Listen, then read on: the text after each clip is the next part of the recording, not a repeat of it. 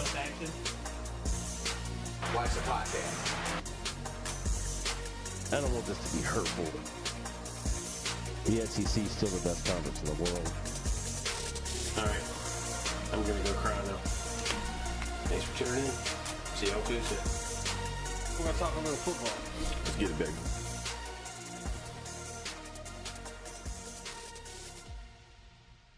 Welcome back to this week's show, the Red Zone Faction. I'm your host, Scott Wilson. It is October 3rd, 2017. On this fine Tuesday, we've got a lot to talk about.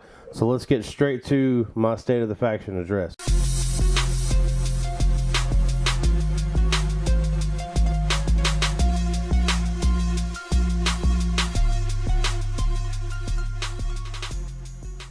My rant this week is going to be about fantasy football and the bust this year of the first round. I don't consider David Johnson a bust because he's injured. That does not fall, in my opinion, in the bust category, so I'm excluding him from this conversation. I do not like how Jay Ajayi is rolling this year. I've got him in 2 leagues. I fussed about it before. He's killing me. And I don't blame him. I blame Jay Cutler and Gase in Miami because Cutler is killing me, and he's not even on those 2 teams that I have Ajayi in. The quarterback production has everything to do with your running backs. If your quarterback is not performing, then 9 times out of 10 your running back is not. He just played 2 crap teams and being the Jets and the Saints and put up stupid numbers. I mean, if you don't get me double digits, then you're no good to me. Now, I am putting him on the trading block, but you also have to understand I'm not giving him away for free. You're not going to give me somebody you got off waivers or, a late round pick for. I'm looking for those mid-round guys because I think that Jay Ajayi will put up, running back 1 numbers. I don't know when, and I'm hoping that they lit a fire under Jay Cutler this week. He is playing Tennessee without Mariota, it looks like. So I'm hoping, and they're at home, so I'm going to leave him there 1 more week, see what happens. But he has undoubtedly been my number 1 bust of the first round pick. Melvin Gordon is right behind him. I know he's got a bruised knee issue, so there's an injury there, but I still feel like the production has not been there. In 1 league, I've got both of those guys. Those are rounds 1 and 2 picks. If you've got one that I'm leaving out, you want to bring it up, leave the comment down below. Let me know who's disappointed you this year through the first 4 weeks. And that brings me to my next segment. This is week 5. We're coming up on week 5, and week 5 is when you separate the men from the children. Bye weeks are here. Get ready. And everybody looks like an all-star the first 4 weeks. If you're 0-4 or 1-3 right now, something drastic has happened. But you can still pull that around. It's not too late. It's too early in the season to give up. 0-4 is a little harder to come back from, but a 1-3 team is just as capable of winning the championship, so don't give up. Just keep playing your waiver wire and keep moving forward. I'm absolutely thrilled about what's going on in all the leagues that I'm in right now. Everything's looking good. I was 3-1 this week in my 4 leagues. Even the one I lost, I'm not even mad about. I barely lost it, but it was... In that particular league, I'm 2-time defending champion, so I'm kind of rooting for the field here, even though, yes, I do want to win the championship. But I'm pulling for these guys because I want to see somebody else be successful because it just hasn't happened. I have been destroying in this league for the last couple years, and it's good to see other guys' names at the top. In fact, I'm the number 7 spot in the faction league right now, so there's 6 guys ahead of me, and they're all playing well. While I'm on that subject, Doug, you're 3rd place. You're killing. You just beat an undefeated Wranglers that has the highest points in the league. You destroyed him. In fact, if I'm not mistaken, you got the butt whooping of the week. I have to go look that up to make sure. But look, don't stop doing your lineup now. You are killing it. Stay in this thing. Keep moving. That's the end of my rant this week. Let's move on to some college football.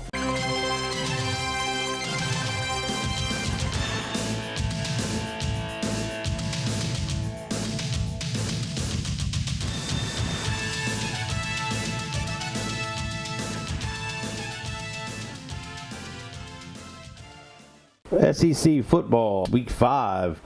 Boy, this was a good week of college football in the SEC. Alabama took out Ole Miss 66-3. I don't know who saw that coming. Ole Miss had it coming. I've been waiting on this. I'm glad he didn't take the foot off the brake till late. Georgia whoops up on Tennessee 41-0. Super stoked about that. I hate Tennessee. And Kirby Smart's at Georgia, so I've said this before, I'll say it again. Georgia's got the East hands down. I don't think anybody is there to mess with them. I'm dreading an Alabama-Georgia SEC championship game right now because I do think Georgia is legit. If there's any team in the SEC that can beat Alabama handedly, it's Georgia.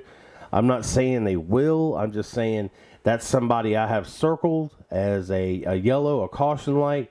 I'm not leaving Auburn out of the equation either because Auburn, look at Auburn's offense. I mean, they have drastically improved over the last couple of weeks. Yeah, they haven't really played a defense that's worth a squat, but I'm giving Auburn their props. So before y'all run off and throw stuff at me, Auburn fans, I'm not talking trash. I'm not throwing shade. I like what Auburn's doing. They're moving the ball.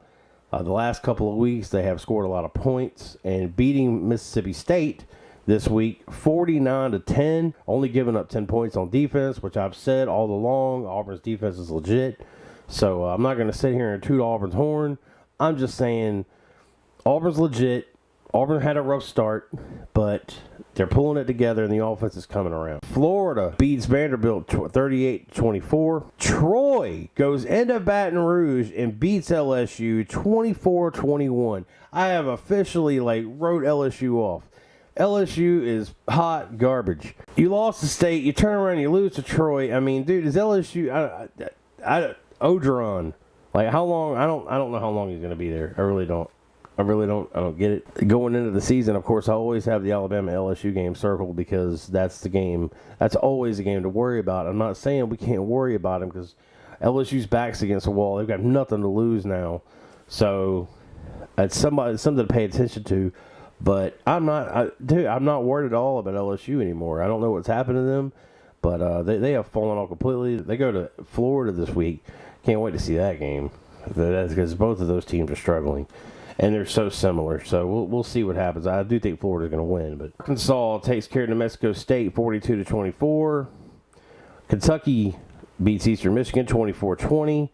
Texas A&M beats South Carolina 24-17. And then the outside of the SEC, USC loses to Washington State 27-30. Miami beats Duke 31-6. And the game of the week outside of the SEC, Clemson beats Virginia Tech 31-17. Where's Sam? Where is he? Do I hear crickets? Do you hear that? Do you hear crickets? Where's Sam? Where is he? Okay. Now we're going to move on to week 6. We got some great games coming up in the SEC. It looks like everybody's got an SEC opponent, so there are no cupcakes this week. Alabama is at A&M. Georgia is at Vanderbilt. Ole Miss is at Auburn. LSU is at Florida. Arkansas is at South Carolina. Missouri is at Kentucky. Some of these are sleepers. I'm not going to watch a Missouri-Kentucky game. I could care less. Arkansas at South Carolina is another sleeper. Neither one of those two programs are going to do much this year at all. I'm kind of disappointed in both of them. LSU at Florida is probably going to be a game to watch because Florida is so Dr. Jekyll, Mr. Hyde, and LSU struggling more than any team right now, in my opinion. Ole Miss at Auburn, that's probably going to be another marquee game this week. I can't wait to see this one. Ole Miss is coming off a complete butt whooping, but they go to Auburn, and Auburn is high flying, scoring a lot of points right now. I'm definitely going to have my eyes on that game. Ole Miss just got embarrassed by Alabama. I got to believe they're going to come in here and try to punch Auburn in the mouth. I think defense is just going to be too much, and they're going to score too many points.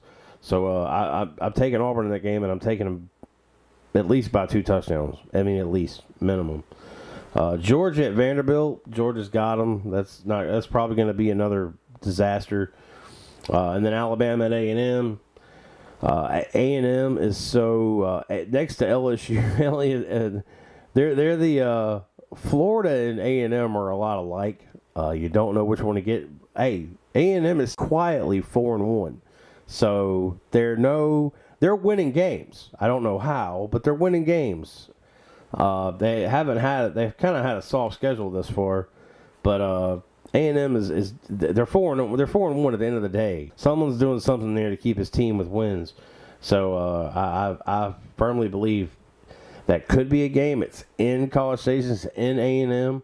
So I look forward to seeing how that game goes. And that one and the Auburn Ole Miss game are the two I'm looking forward to most. The LSU Florida game, I will have my own. I'm curious to see which team shows up. I do think Florida will win the game. It's at Florida. LSU's struggling really hard, but I think Florida should get enough to get it done. Outside of the SEC this week, two games I'm looking forward to. Not sexy. There's not a lot of great games this week as outside of the SEC. But I've got Miami at FSU. I look forward to seeing what happens there. Florida State seems to be struggling, but they did pull out a win against Wake Forest last week. Michigan State is at Michigan. That's always a big game. It's always it's like a rivalry outside of Ohio State. I mean, Michigan State's always a good one, and they usually give them fits. I do think Michigan will win. I think I'm gonna say Miami's gonna beat Florida State too. By the way, I like those two games. Those are my favorite two outside of the SEC. So I picked those two to go with. And I'm going to give a little bit of Heisman thing, or a little bit of Heisman talk right now. I've only got one guy on my radar for Heisman thus far, and that's Saquon Barkley. This guy, Saquon Barkley, I don't know if y'all have watched him yet. Go to YouTube, check this guy out. Find some highlights on this guy, because I know we're down here and you don't see a lot of Penn State on TV. This guy is amazing. He can catch, he can run. He is all over the place. He threw a touchdown pass last week. This guy is the most complete football player I've seen this year.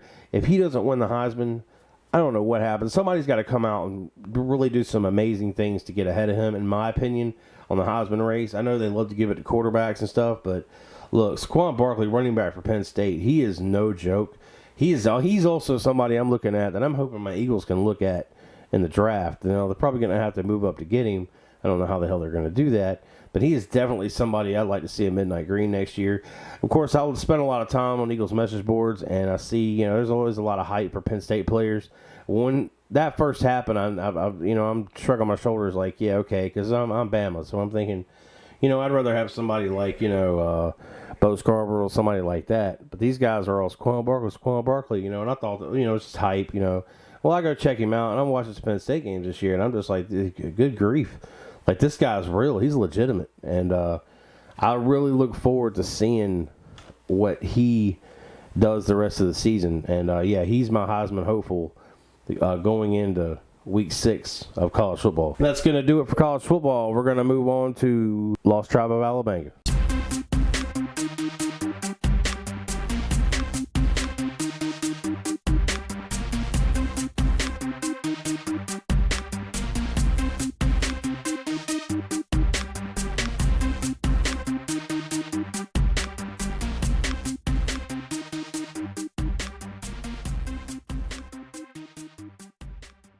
All right, this week in the Lost Tribe of Alabama, the Warriors beat the Regulators, and Sano gets his first win of the year against Vatech.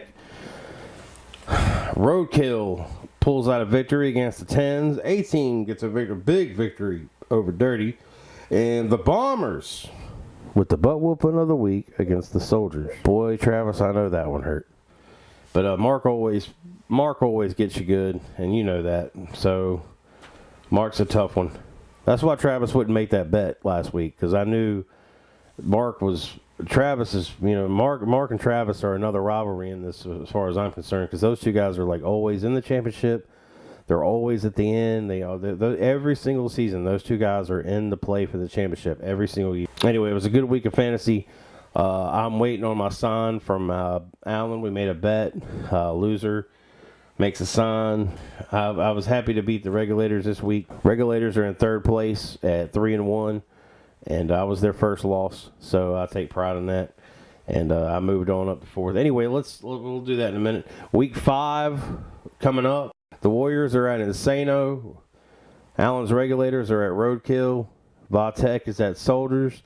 Dirty's at Tens. Bombers are at A-Team. We got some really good matchups this week. Of course, I'm going to take my Warriors over Insano, but I'm not sleeping on this one. I think Insano got a good win. Insano's got a good team. He's had a lot of bad luck. Some things have happened. He's kind of had some issues that I've had in this league and in others with players just not performing. He's probably going to be one to leave a comment down below, because he's had some players just flat bust and give him a hard time. So, but Encino's got a solid team. He put up 159 points this week. He should have been doing that all year long. So I think he's capable of doing that every week. So I am worried about Encino this week. I'm not going into this thinking I'm going to roll over him because I know I'm not. I could definitely walk out of here with a loss. Regulators at Roadkill. Roadkill's fighting and clawing. He's made his way up to 2-2. He started off pretty rough as well in this league, but he's getting it together. Regulators are coming off a loss, moving to 3-1. I'm going to take Regulators to get back on track and win this week against Roadkill. I do think they have the overall better team. Cam Newton was a big reason I beat Allen last week. He benched him and he'd been playing him all year. But Cam, I have him in another league, so Allen, I understand completely. The 1 week you take him out, he scores 40-something points, and that I know that hurt. I understand. I did it too, so it sucked. And he plays the Saints and he puts up crap numbers, and he plays the Patriots and he balls out of control. I'll never understand that. Roadkill has some buys. Breeze is on a buy. Sanders is on a buy. Bulls have some. He's got enough to put some points up. It's not like he's hurting really bad. But I do think that not having Breeze in will inevitably come back to hurt him. He's going to have to play he's going to have to play Carson Palmer against my Eagles. So, but he's got Hilton. It looks like he's got Kelvin Benjamin in. He's got LaShawn McCoy. He's got Lamar Miller. I like Bert's team. I like the Roadkill here, but Allen's just going to have too much. He's starting Newton against Detroit. Of course, he's got Jordy Nelson, Golden Tate, Carlos Hyde. Jordan Howard is doing the thing right now. He's looking really good. And then he's got some patchwork as well. He's got Chris Johnson in because David Johnson's out. I think, and he's got Demaryius Thomas on a bye. So both of these teams are kind of walking into this crippled, but I like the Regulators to win this game. Next up, we got Sam's Vatek against Travis's Soldiers. Travis has had some roster issues at running back. He's lost. Tom Montgomery's injured, but he's also had guys like Gurley blow up. So and he's got Melvin Gordon as well, and Melvin Gordon just hadn't put up the points this year. But I'm looking over here at Sam's roster now, and he is got Andy Dalton currently in the starting position at quarterback. Just for that alone, he's got Cousins on a bye. So I'm going to, because he has Andy Dalton starting, I'm taking Travis to win. That's not even a wink at Travis or saying to beat Travis, but you're starting Andy Dalton, you deserve to lose. So we're going to move on and go to Dirty versus the 10s. Both of these guys are struggling in this league. This is the number 9 team against the number 10 team. The 10s are hurting on bye weeks this week. He has got a ton of buys. Dirty's got everybody there with no bye week trouble. So I'm going to go ahead and say Dirty's going to beat 10s. And Flip's got Rodgers, but Julio's out, CJ Anderson's out, Mark Ingram's out. He's got 2 running backs for the Saints in here. Ingram and Kamara. Jeez Louise. Yeah, I'm taking Dirty to win that one.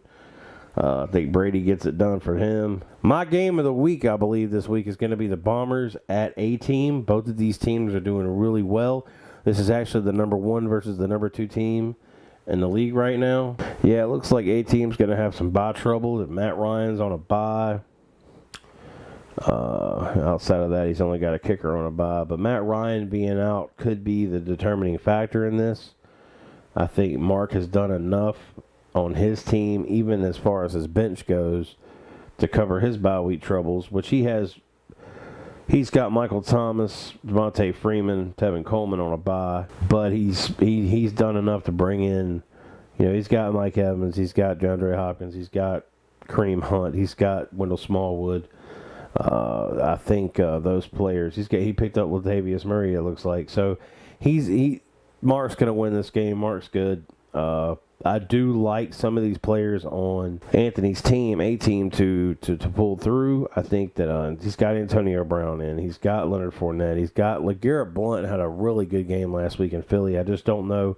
And the fact that Mark Scott Smallwood, those two running backs from the Philadelphia Eagles, this game could go back and forth with that. And I like he's got Ertz. Boy, Anthony, are you an Eagles fan? Eagles, baby. And I like Anthony's team. I just, without Matt Ryan, you're going to have to play Phillip Rivers against the Giants. Secondary is really good. That game is in New York. Both of those teams are 0-4. Look forward to a good game. I hope that game's on TV. I'd like to see that game because they're both 0-4. They're both backs against the walls. Eli versus Rivers, and that relationship goes back all the way to 0-4 in the draft. So I always like when those two meet up. I'm pulling for the Chargers hardcore. But he's going to have to play Rivers, and it's not a bad play, but with Ryan being out, Ryan's your man. He's your MVP. Fournette has been consistent with points, but he's playing Pittsburgh this week. And Pittsburgh's relatively okay against the run, so I can't see Anthony winning this game. But it's not exactly out of the question. I like this. If it stays the way it is, the Seahawks are playing the Rams this week. Mark's got the Rams defense in. Anthony's got the Seattle Seahawks defense in. I don't know. It's stupid, but I think that's awesome. I like it when I see that. Anyway, that's going to be it for that. Now let's go over the standings for LTA.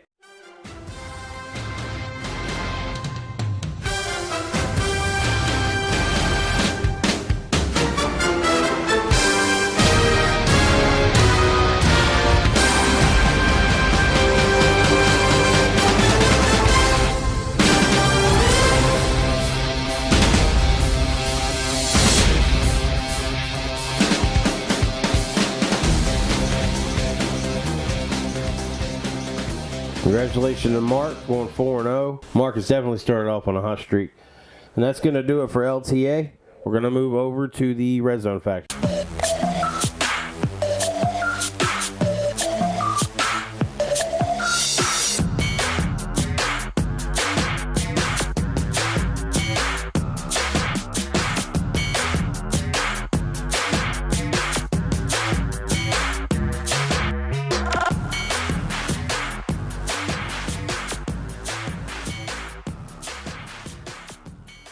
Congratulations to Franklin fam.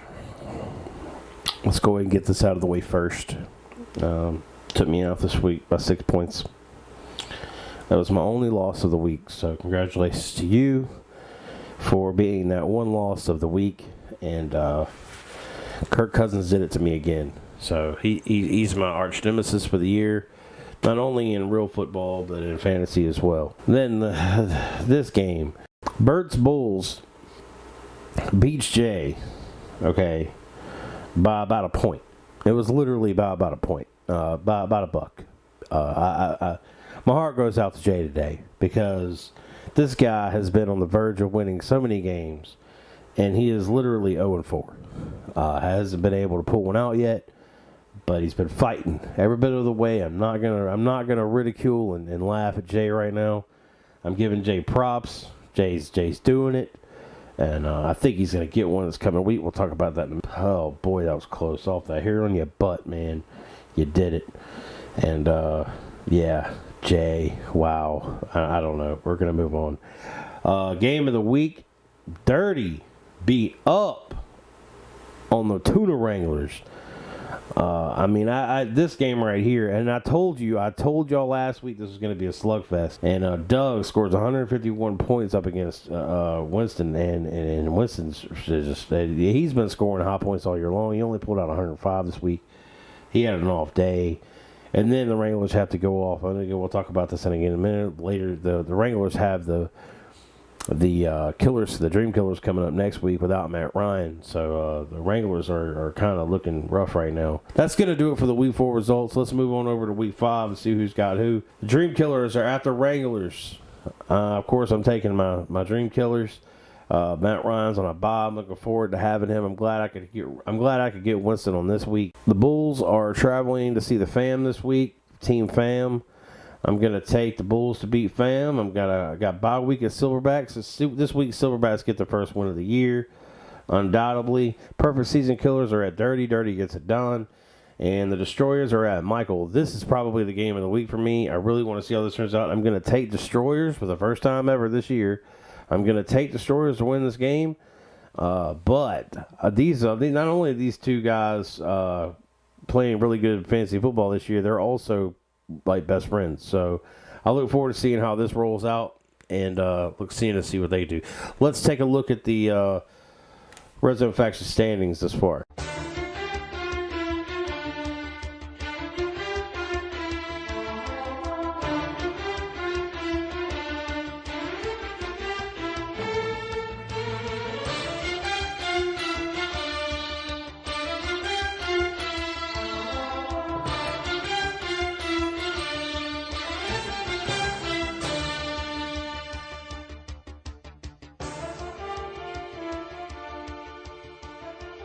All right, that's going to do it for this week's podcast. Thanks, everybody, for watching. Listen, like, share, subscribe.